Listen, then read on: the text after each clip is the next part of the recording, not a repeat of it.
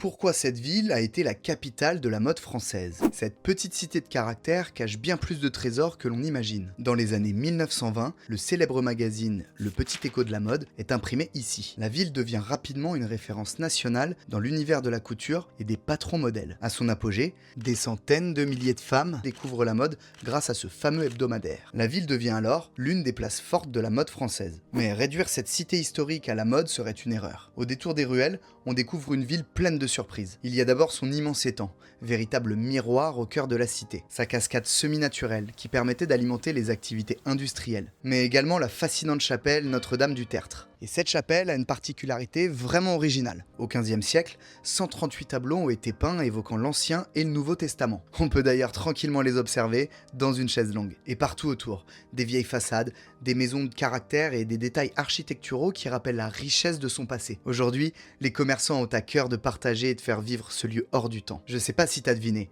mais cette petite cité de caractère, c'est Châtellerault, en Bretagne. Alors si t'aimes découvrir des lieux incroyables comme celui-là, suis-moi, il y en a plein d'autres à visiter.